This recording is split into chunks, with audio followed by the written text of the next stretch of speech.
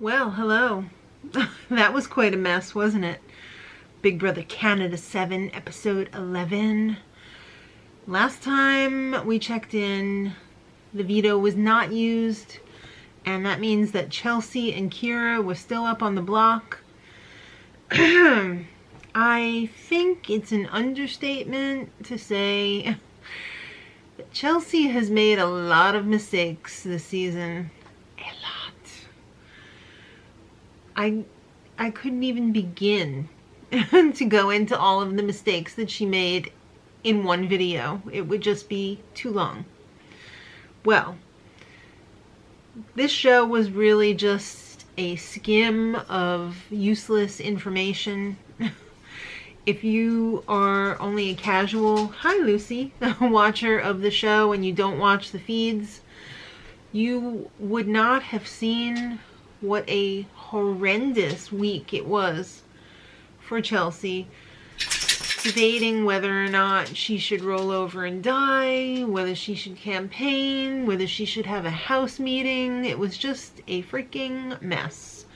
So I'm not going to say anything more about it. Just know that it was not good. So Chelsea and Kira have a pleasant talk about non-binary. I'm glad that they included this in the show because a lot of people may or may not be familiar with non-binary. It's really got nothing to do with your plumbing. I think your sex should be determined by what's inside, not what's on the outside. So they had a talk about how Kira is not identifying as female or male. It's right in the middle. And they are attracted to women. They've known since a very early age. They came out at 15. I think that was a nice way to handle it. I'm for that. Alright, so now let's get back to the game. Mark. He is floating through this game. Pretty much, yeah. I guess it's pretty accurate. But you know what? He has had a spring awakening and he is ready to make a big move. Surprisingly, he wants to take Dane out in the double. Good luck. You're gonna have to win something first, called an HOH. Right? Chelsea's on the campaign train. Oh, I said we weren't going to talk about it. Well, let's just say that basically she talked to Mark. He said, come back when you have like a few more votes, because I'm going to vote with the house. And the same thing of her alliance as well. But they didn't do a damn thing for her this week. I feel bad for her, yet I don't feel bad for her. He was very condescending to her, though, and you know what? She got what she deserved, because she said to him, what, are you going to float to the power every week? That was a major call out right there, and he said, I'll explain my game after the game. Touché. So Eddie told Corey that people don't believe that she's 29 years old. And you know what? I was one of those people. When she was up with that other girl to come in the house, I was like, whoa, is she really 29? I'm sorry. It's funny because Kaylin was not 29. And nobody really said much about it. I mean, yes, they were like, well, this one's 29. But now they're like telling Corey, hey, you don't look like you're 29. Are you lying about your age? That is so sad because she is actually 29. I feel bad for her. Age can be a very sensitive topic the older you get. It can be. But you know what? Age is only a number, blah, blah, blah. Everything people say, done. So, Chelsea asked Adam and Sam for their votes. If you can get enough, we're going to vote with the House. That's kind of crappy. I mean, isn't she aligned with them? You think they would be fighting for her, but they're not. That's what friends are for. Alright, so Kira figures out the boys' alliance.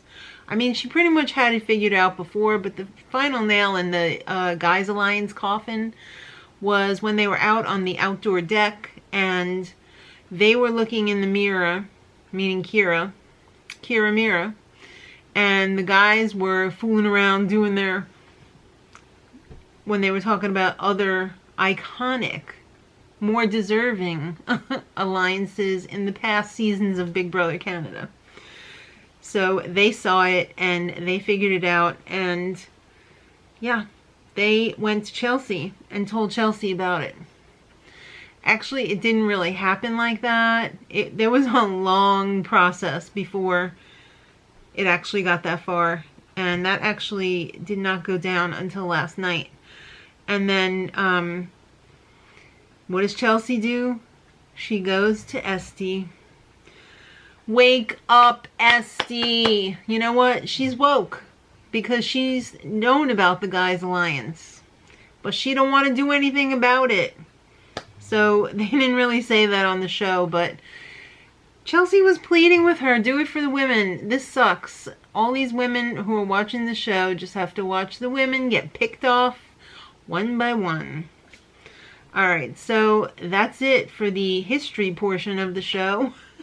Now for the present and future portions of the show. Arissa checks in and says, hello!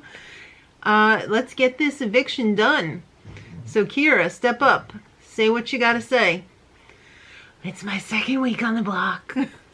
I'm calm. I'm not a flip-flopper. I showed my loyalty. Vote to keep me. And then Chelsea. Girl, no house meeting. No out in the guys. No nothing. Unless a whole lot of something went on before the live show happened. Or the live show. Which isn't really live. It's before a live audience. But it's pre-taped. So there's a lot of strong players in this house. Be one of them. Wow, that was stinging. She was supposed to out the guys sometime this week, and then it got pushed to on her way out the door. The vote, 9-0. Chelsea, get out. Does she out anybody on the way out? No. Great. So Chelsea comes out to talk to Arissa for about 3 seconds and says, my game was in the toilet. The goodbye messages basically were like, you shouldn't have tried to expose the guys' alliance. It was too soon. This season is such a conundrum. I don't know how this ever can turn around. It's like a runaway train, and it's going to be a train wreck. But I can look away. So Arissa announces that it is a double. Get your A's to the living room. So they go to a commercial break, and then they're like, it's time for the HOH. Everybody's in the backyard in their little cubicles. And it's the before or after competition. So if you get it wrong, you're out. Or should I say, oot. And Adam ended up winning. So, he says, one-on-ones in the pantry, please. Right? So, Adam's noms are Eddie and Kiki. Whoa. Groundbreaking. You really, really are going to make some big moves with those nominations. So, the POV players were picked during the commercial break, and in addition to Kiki and Eddie, it was Anthony, Esty, and Mark. Poor freaking Eddie. He is all alone, truly, in that competition. It is 4 against 1. All of those people are on the other side of the house. Eddie barely had a chance. Barely. So, the competition was spaced out. You're standing on the tilt table. You've got to get your ball through the maze, and the first one who gets it all the way through the maze is the winner. Gets the damn POV. So, Kiki wins POV. And Sam is talking to Kira during the commercial break, saying, if Adam doesn't put up a big player, it solidifies that there's a guys' alliance. And they are right. So Sam runs and tells Adam, you got to do a back door.